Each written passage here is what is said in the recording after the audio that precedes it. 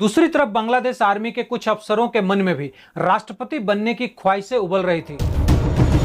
मुजिबुर रहमान बाहर निकल पाते उससे पहले ही एक गोली उनके सीने के आर पार हो जाती। खालिदा को दोषी करार दिया गया और 8 फरवरी 2018 को उन्हें अरेस्ट कर लिया गया। 15 अगस्त 1975 को बांग्लादेश की आर्मी 32 थान मंडी में बने एक बंगले पर गोलियां बरसाते हुए इंटर करती है। ये घर किसी और की नहीं बल्कि बांग्लादेश के राष्ट्रपति शेख मुजिबुर रहमान की थी। गोलियों की आवाज सुनते ही राष्ट्रपति शेख मुजिबुर रहमान कमरे से बाहर आते हैं और अपने घर में बंदूक लिए हुए सिपाहियों को गोलियां चलाते देखकर आर्मी चीफ जनरल सफीउल्लाह को फोन लगाते हैं। सफीउल्लाह फोन उठाता है और उन्हें घर से बाहर आने को कहता है, लेकिन मुजिबुर रहमान बाहर निकल पाते उससे पहले ही एक गोली उनके सीने के आर पार हो जाती है। शेख सीढ़ियों से लटक कर जमीन पर आ गिरते हैं और उसके बाद वहां मौत का तांडव शुरू हो जाता है। पहले बेगम मुजीब, फिर उनके बेटे जमाल, उसके बाद उनकी दोनों बहुएं और आखिर में उनके 10 साल के बेटे रसेल मुजीब को गोली मारकर उनकी हत्या कर दी जाती है। राष्ट्रपति के पूरे परिवार को खत्म करने के बाद उनकी डेड बॉडीज को घसीटकर ट्रक में डाला गया। शेख की बॉडी को टांगी पारा ले जाया गया और उनके पिता की कब्र के पास दफनाया गया। वहीं पर उनके बाकी के परिवार को एक गड्ढा खोदकर उसी में दफन कर दिया गया। बांग्लादेश में हुए इस कत्लेआम की खबर जैसे ही पूरी दुनिया में फैली तो हर कोई हक्का बक्का रह गया, क्योंकि ये वही शेख मुजिबुर रहमान थे जिन्होंने पाकिस्तान से लड़कर बांग्लादेश को आजाद करवाया था। दुनिया उन्हें बंगबंधु के नाम से जानती थी और बांग्लादेश की जनता राष्ट्रपिता के नाम से। रिपोर्ट्स बताती हैं कि इस हमले ने शेख मुजिबुर रहमान के पूरे परिवार को खत्म कर दिया। अगर कोई जिंदा बचा तो वह थी उनकी 2 बेटियां, शेख हसीना और शेख रिहाना, क्योंकि शेख हसीना के पति डॉक्टर वाजिद एक न्यूक्लियर साइंटिस्ट थे और उस समय वह हसीना और रेहाना दोनों को लेकर जर्मनी गए हुए थे। 15 अगस्त को यह तीनों ब्रुसेल्स में थे जब शेख हसीना को पता चला कि उनके पिता को गोलियों से भून दिया गया है। कुछ दिनों बाद उनके बाकी बचे हुए परिवार को भी मार दिया गया। कुल मिलाकर 18 लोगों की हत्या की गई ताकि बंगबंधु का नाम लेने वाला कोई न बचे। लेकिन उन्हीं की बेटी शेख हसीना बांग्लादेश की प्रधानमंत्री बनी। शेख हसीना चौथी बार प्राइम मिनिस्टर बनी और साथ में लगातार 4 बार प्रधानमंत्री बनने वाली दुनिया की पहली महिला भी बनी। शेख हसीना की पार्टी अवामी लीग ने 299 में से 222 सीटों पर जीत हासिल करके अपनी सरकार बनाई। लेकिन सवाल यह आता है कि कैसे, जब आर्मी ने शेख मुजिबुर रहमान के पूरे परिवार को खत्म कर दिया था तो हसीना जिंदा कैसे बची? कैसे वह बांग्लादेश की सियासत की सबसे ताकतवर बेगम को हराकर सत्ता में आई? और क्यों अमेरिका के खिलाफ होने के बावजूद वह लगातार चुनाव जीतती रही? और कैसे डिक्टेटर का तमगा मिलने के बावजूद शेख हसीना बांग्लादेश और दुनिया के लिए इंपॉर्टेंट थी? इन सभी सवालों का जवाब छुपा हुआ है 2 बेगम के झगड़ों में, जिसे समझने के लिए हमें चलना होगा इतिहास के उस दौर में जब बांग्लादेश को नई नई आजादी मिली थी। देखिए, साल था 26 मार्च 1971 जब बंगबंधु नाम से मशहूर ईस्ट पाकिस्तान की पार्टी अवामी लीग के लीडर शेख मुजिबुर रहमान ने बांग्लादेश को पाकिस्तान से अलग और आजाद देश बनाने की घोषणा की। बांग्लादेश की आजादी के लिए उठे सवाल को दबाने के लिए पाकिस्तान ने बांग्लादेश में कत्लेआम मचा दिया और तब भारत ने पाकिस्तान से जंग लड़ी और बांग्लादेश को आजाद करवाया। इस तरह 1971 में भारत ने पाकिस्तान के 2 फाड़ कर दिए। बट अनफॉर्चुनेटली अलग देश बनने के बावजूद भी बांग्लादेश में शांति नहीं रही। बांग्लादेश मुक्ति संग्राम में मुजिबुर रहमान का साथ देने वाले कुछ लोगों को यह लगने लगा कि मुजिबुर ने उन्हें उनके हिस्से का क्रेडिट नहीं दिया और यह भ्रष्टाचार कर रहे हैं। दूसरी तरफ बांग्लादेश आर्मी के कुछ अफसरों के मन में भी राष्ट्रपति बनने की ख्वाहिशें उबल रही थी। इसीलिए उन्होंने तख्ता पलट करने की तैयारी की और 15 अगस्त को शेख मुजिबुर रहमान के पूरे परिवार को ही खत्म कर डाला। एक्चुअली खोजबीन तो हसीना और रेहाना की भी चल रही थी, लेकिन इन दोनों ने भारत से मदद मांगी और जैसे ही इंदिरा गांधी तक यह बात पहुंची वह तुरंत शेल्टर देने को तैयार हो गई। कहते हैं कि रॉ और इंदिरा गांधी ने हसीना को कड़ी सुरक्षा के बीच रखा। शेख हसीना और उनके परिवार को सालों तक नाम बदलकर दिल्ली में रहना पड़ा और वही ढाका में उनके पिता के हत्यारे खुलेआम घूमते रहे। इस बीच शेख हसीना बिल्कुल टूट चुकी थी, हालात बद से बदतर होते जा रहे थे। बावजूद इसके एक दिन उन्होंने बांग्लादेश वापस लौटने का फैसला किया। देखिए, साल था 1981 जब शेख मुजीबुर रहमान की पार्टी अवामी लीग के कुछ नेता शेख हसीना से मिलने के लिए दिल्ली पहुंचे और शेख हसीना को राजनीति में आने के लिए मनाने लगे। लेकिन हसीना के परिवार के साथ जो कुछ भी हुआ था उसके बाद उनके पति डॉक्टर वाजिद नहीं चाहते थे कि हसीना पॉलिटिक्स में आए, लेकिन शेख हसीना के दिल में पिता की हत्या का गुस्सा था, इसीलिए उन्होंने अपने पति को राजी किया और वह बांग्लादेश वापस आई अवामी लीग की प्रेसिडेंट बनकर। रिपोर्ट्स बताती हैं कि यह वही समय था जब बांग्लादेश की जनता आर्मी की तानाशाही से परेशान थी। शेख हसीना ने मौके का फायदा उठाते हुए इसका खुलकर विरोध किया। आर्मी ने उन्हें चुप कराने की बहुत कोशिश की और कई बार हाउस अरेस्ट भी करवाया, लेकिन वो बिना डरे बांग्लादेश में डेमोक्रेसी की पैरवी करती रही। उनकी इस लड़ाई को ताकत तब मिली जब उन्हें साथ मिला बांग्लादेश की एक और बेगम खालिदा जिया का। खालिदा जिया जियाउर रहमान की पत्नी थी जो शेख मुजीबुर रहमान की हत्या के बाद बांग्लादेश के राष्ट्रपति बने।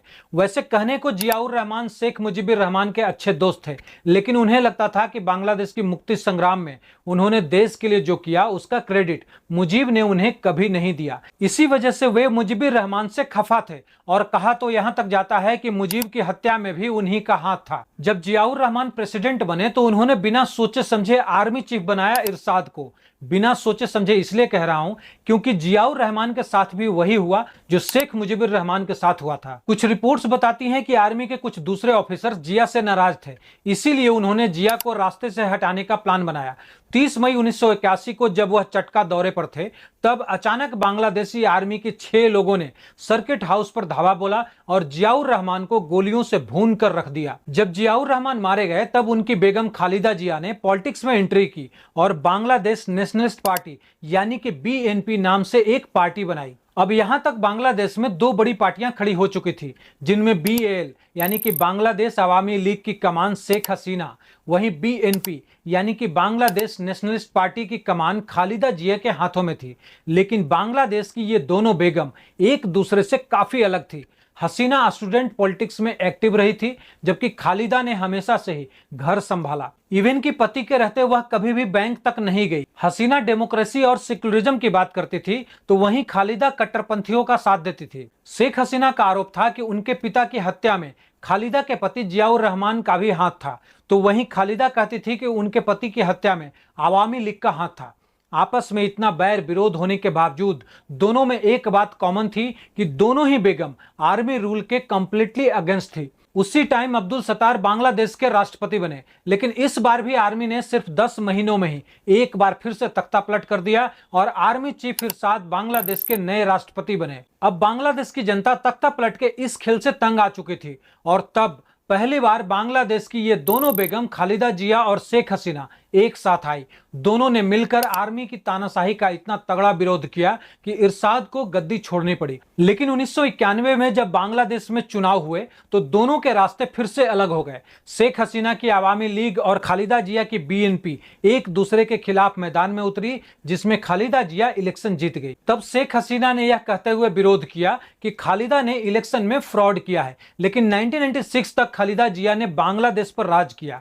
इस टर्म में खालिदा और उनकी पार्टी ने बांग्लादेश में फंडामेंटलिस्ट को खूब हवा दी, यहां तक कि उन्होंने उस जमाते इस्लामी पर से बैन हटा दिया जिसने बांग्लादेश लिबरेशन वार के दौरान पाकिस्तान का सपोर्ट किया था। उनके इस फैसले से बांग्लादेश में रहने वाले दूसरे लोगों में दहशत फैल गई। अब अगर देखा जाए तो शेख हसीना ही लोगों के लिए एकमात्र उम्मीद बची थी, क्योंकि उनके पिता शेख मुजीबुर रहमान ने बांग्लादेश बनाया ही इसीलिए था क्योंकि वह पाकिस्तान से अलग एक सेक्युलर देश बनाना चाहते थे। शेख हसीना भी अपने पिता की तरह ही बांग्लादेश को एक सेक्युलर कंट्री बनाना चाहती थी। इसीलिए 1996 में जब इलेक्शन हुए तब लोगों ने शेख हसीना की पार्टी अवामी लीग के लिए वोटिंग की और उन्हें 146 सीटों पर जीत मिली।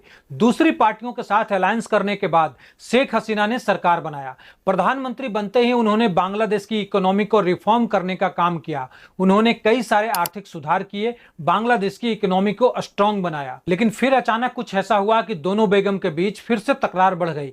हुआ यूं कि एक साल खालिदा 15 अगस्त को अपना बर्थडे मना रही थी, लेकिन प्रॉब्लम यह थी कि उनकी 10th क्लास के सर्टिफिकेट में उनकी डेट ऑफ बर्थ 9 अगस्त, मैरिज सर्टिफिकेट में 5 सितंबर और पासपोर्ट में 19 अगस्त थी। इसीलिए हर कोई हैरान था कि आखिर 15 अगस्त को वह अपना बर्थडे क्यों मना रही है। लेकिन शेख हसीना इस 15 अगस्त वाले बर्थडे का मतलब समझ रही थी। 15 अगस्त वह दिन था जब उनके पूरे परिवार का मर्डर किया गया था। पूरा बांग्लादेश इस दिन राष्ट्रीय शोक मनाता था, लेकिन खालिदा के जन्मदिन मनाने के कारण इन दोनों बेगम में 36 का आंकड़ा हो गया। 2001 तक यह कॉन्फ्लिक्ट चलता रहा और फिर आता है इलेक्शन का वक्त। तब खालिदा जिया ने यह डिमांड रखी कि एक केयर टेकर गवर्नमेंट बनाई जाए और उनकी सुपरविजन में इलेक्शन कराया जाए ताकि चुनाव में धांधली न हो सके। एक्चुअली बांग्लादेश में यह ट्रेंड था कि जब हसीना जीत जाती तो खालिदा उन पर चीटिंग का इल्जाम लगाती और खालिदा जीत जाती तो हसीना ये इल्जाम लगाती। इसीलिए वहां इलेक्शन से पहले केयर टेकर गवर्नमेंट बनाई जाती ताकि फेयर इलेक्शन हो सके। 1996 में इसी तरह केयर टेकर गवर्नमेंट बनाकर इलेक्शन करवाए गए थे। इसीलिए शेख हसीना खालिदा की ये डिमांड मान लेती है क्योंकि उन्हें अपने काम पर भरोसा था। 5 सालों में उन्होंने बांग्लादेश की इकोनॉमी को आसमान पर ले जाने का काम किया था। फॉरेन कंपनीज को बांग्लादेश में इन्वेस्टमेंट करने के लिए इनवाइट किया था और सोशल रिफॉर्म के साथ साथ बांग्लादेश के डेवलपमेंट का भी काम किया। बावजूद इसके उनकी पार्टी अवामी लीग को महज 62 सीटें मिलती है और शेख हसीना इलेक्शन हार जाती है। खालिदा जिया अपोजिशन पार्टी के साथ मिलकर 4 पार्टी अलायंस बनाती है और एक बार फिर वह बांग्लादेश की प्रधानमंत्री बन जाती है। खालिदा जिया के पीएम बनते ही शेख हसीना की पार्टी ने विरोध शुरू कर दिया। उनके खिलाफ ढाका में अवामी लीग की अक्सर रैलियां होने लगी। एक दिन इसी तरह की एक रैली में शेख हसीना पर एक ग्रेनेड फेंका गया जिसमें हसीना बाल बाल बच जाती है, लेकिन रैली में एक जबरदस्त धमाका होता है जिसके बाद अवामी लीग ने रूलिंग पार्टी बीएनपी पर यह हमला कराने का इल्जाम लगाती है और संसद का बहिष्कार कर देती है। 2006 तक खालिदा प्राइम मिनिस्टर बनी रही, लेकिन जब इलेक्शन आए तो इस बार Sheikh Hasina care taker government बनाने के लिए अड़ गई, जिसके बाद खालिदा केयर टेकर गवर्नमेंट बनाने के लिए राजी हो गई। लेकिन इसका चीफ कौन होगा, इस बात पर दोनों में सहमति नहीं बन पाई। केयर टेकर वाले बात पर दोनों इस कदर अड़ गई कि इलेक्शन पोस्टपोन करने पड़े, जिसका फायदा उठाया बांग्लादेश की केयर टेकर गवर्नमेंट के चीफ फखरुद्दीन अहमद ने। हुआ यूं कि जब Fakhruddin Ahmed caretaker government के चीफ बने तब दोनों बेगम अपनी ही लड़ाई में उलझी हुई थी। इसका फायदा उठाकर फखरुद्दीन ने दोनों पर मर्डर, किडनैपिंग और वसूली जैसे ढेर सारे केस ठोक दिए और इन्हें जेल में डाल दिया। उसके बाद पूरे 2 सालों तक बांग्लादेश में इलेक्शन ही नहीं हुए और केयर टेकर गवर्नमेंट ही सरकार चलाती रही। 29 दिसंबर को फखरुद्दीन ने दोनों को रिहा कर दिया और फिर से इलेक्शन करवाए। इस बार के इलेक्शन में अवामी लीग ने 14 पार्टियों के साथ अलायंस किया और 299 में से 230 सीटों पर जीत हासिल की। 6 जनवरी 2009 को शेख हसीना फिर से बांग्लादेश की प्रधानमंत्री बनती हैं, लेकिन इस बार उन्होंने ठान लिया था कि वह केयर टेकर गवर्नमेंट की मनमानी बर्दाश्त नहीं करेंगी। सत्ता में आते ही उन्होंने केयर टेकर गवर्नमेंट के रूल को ही खत्म कर दिया। जब इस्लामी जिहाद के नाम पर मारकाट मचने लगी तो जमाते इस्लामी के कई बड़े नेताओं को जेल में डाल दिया। उनके स्ट्रिक्ट एक्शन के बाद खालिदा की पार्टी बीएनपी ने जबरदस्त प्रदर्शन किया, लेकिन कुछ काम नहीं आया क्योंकि 2013 में फिर इलेक्शन हुए और इस बार फिर से शेख हसीना इलेक्शन जीत जाती है। दोनों में काफी दुश्मनी के बावजूद साल 2015 में शेख हसीना ने खालिदा जिया से दुश्मनी भुलाने की कोशिश की। हुआ कुछ यूं था कि जनवरी 2015 में खालिदा जिया के सबसे छोटे बेटे अराफात रहमान कोको का इंतकाल हो गया। कोको मलेशिया में रहते थे जब उन्हें दिल का दौरा पड़ा। दुख जताने के लिए प्रधानमंत्री शेख हसीना खालिदा के यहां पहुंची, मगर खालिदा ने घर में घुसने से मना कर दिया। करीब 5 मिनट तक वह दरवाजे पर खड़ी रहीं, जिसके बाद अंदर से जवाब आता है कि खालिदा दवा खाकर सो रही हैं, आप चली जाएं। शेख हसीना वापस लौट आती हैं, लेकिन खालिदा की इस बात ने आग में घी डालने का काम किया था। इसके बाद बारी आई इलेक्शन की। खालिदा इस बार इलेक्शन लड़ने के लिए तैयार थी, लेकिन इससे पहले ही कोर्ट का एक फैसला आया जिसमें उन्हें 10 साल की जेल हो जाती है और उनके इलेक्शन लड़ने पर भी बैन लगा दिया जाता है। हुआ कुछ यूं था कि 72 साल की खालिदा और उनके बेटे तारिक रहमान समेत 5 लोगों पर 1,62,00,000 रुपए के गबन का आरोप लगा। इलेक्शन से पहले करप्शन के इस केस में खालिदा को दोषी करार दिया गया और 8 फरवरी 2018 को उन्हें अरेस्ट कर लिया गया। खालिदा इसे पॉलिटिकल एक्शन बताती हैं, लेकिन कोर्ट के इस फैसले के साथ ही खालिदा का पॉलिटिकल करियर खत्म हो गया। हालांकि उनकी पार्टी बीएनपी ने इलेक्शन लड़ा, लेकिन वो हार गई। 2018 में भी अवामी लीग की जीत हुई और एक बार फिर शेख हसीना बांग्लादेश की प्रधानमंत्री बनी। लेकिन अब दुनिया की निगाहें बांग्लादेश पर आ टिकी थी। ऐसा इसलिए क्योंकि बांग्लादेश के पास थी दुनिया की सबसे बड़ी खाड़ी बे ऑफ बंगाल। बंगाल की खाड़ी ओशन कम्युनिकेशन का एक इंपॉर्टेंट पार्ट है। यह चीन, जापान और कोरिया को मिडिल ईस्ट और अफ्रीका से जोड़ने का एक रास्ता भी था। बिजनेस के लिए बंगाल की खाड़ी इंपॉर्टेंट थी। इसीलिए बांग्लादेश के लिए यह अलादीन का चिराग साबित हुआ। बांग्लादेश के स्ट्रेटेजिक लोकेशन के साथ साथ यह देश 400 अरब डॉलर की इकोनॉमी भी बन चुका था। यही कारण था कि ओवर द टाइम अमेरिका, रूस और चाइना ने भी यहां की पॉलिटिक्स में इंटरेस्ट लेना शुरू कर दिया। चीन ने अपने बेल्ट एंड रोड इनिशिएटिव में बांग्लादेश को भी शामिल कर लिया। जब बांग्लादेश को पद्मा ब्रिज के लिए कहीं से पैसा नहीं मिला तो चीन ने उसे न सिर्फ ब्रिज बनाने के लिए पैसा दिया बल्कि कई पावर प्लांट और रेलवे प्रोजेक्ट्स को भी फंडिंग दी। चीन ने बांग्लादेश को 20 अरब डॉलर का कर्जा देने का वादा किया और साथ में सबमरीन मेथड भी। शेख हसीना सरकार की चीन से बढ़ती नजदीकियां देखकर अमेरिका एक्टिव हो जाता है और शेख हसीना पर करप्शन और डिक्टेटरशिप का आरोप लगाता है और बीएनपी का फेवर लेना शुरू कर देता है।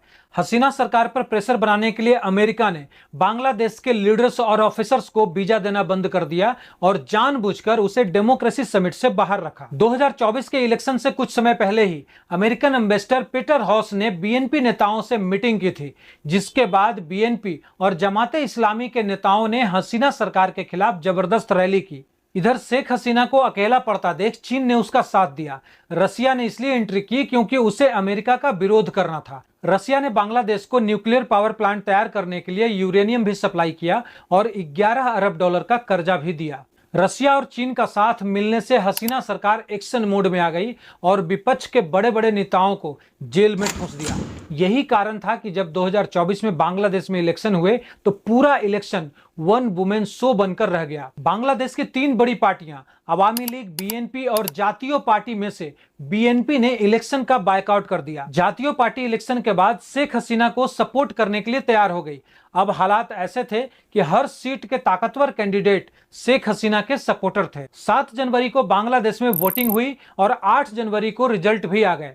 300 सीटों में से 222 सीटों पर अवामी लीग ने जीत हासिल की।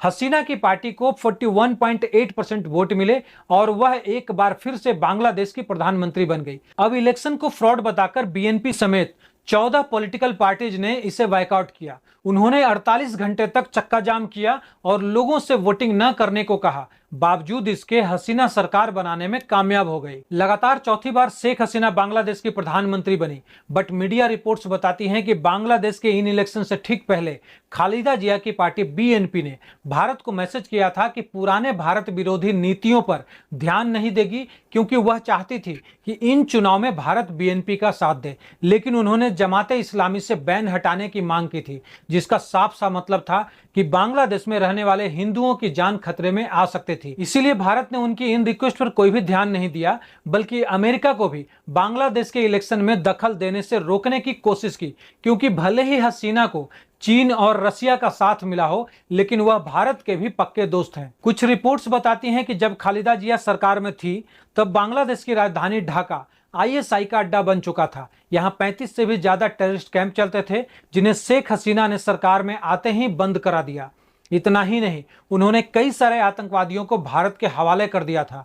2022 में जब वह भारत दौरे पर आई थी तब उन्होंने अपने एक स्टेटमेंट में कहा था कि हमें नहीं भूलना चाहिए कि भारत ने हमारी आज़ादी में कितना बड़ा योगदान दिया है। इससे पहले भी वह इंडिया को बांग्लादेश का टेस्टेड फ्रेंड यानी कि परखा हुआ दोस्त बता चुके हैं। भारत ने उनके परिवार और बांग्लादेश की जो मदद की है उसके लिए शेख हसीना हमेशा शुक्रगुजार रहती हैं। वहीं भारत भी अपने नॉर्थ ईस्ट राज्यों की सिक्योरिटी के लिए बांग्लादेश पर निर्भर करता है। मोदी गवर्नमेंट की लुक ईस्ट पॉलिसी के लिए भी बांग्लादेश बहुत जरूरी है, क्योंकि इन पॉलिसीज में regional connectivity, digital integration, business, investment और एनर्जी कोलैबोरेशन शामिल है। इसीलिए भारत ने डिफेंस इंपोर्ट के लिए बांग्लादेश को 50 करोड़ डॉलर का कर्जा भी दे रखा है।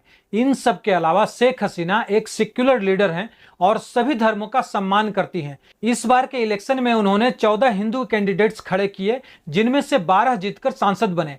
बांग्लादेशियों का भविष्य अब शेख हसीना के हाथों में बेहतर थी और लोग उम्मीद भी कर रहे थे कि अचानक फिर से वही पुराना तख्ता पलट वाला खेल बांग्लादेशियों ने खेला और फिर से भारत शेख हसीना को सेफ जगह में सुरक्षित रखा है। दोनों बेगम के झगड़े में अब तक बांग्लादेश का बहुत ज्यादा नुकसान हो चुका है। अब और आगे कितना होगा ये तो मुझे नहीं पता, लेकिन कमेंट में आप जरूर बता सकते हैं।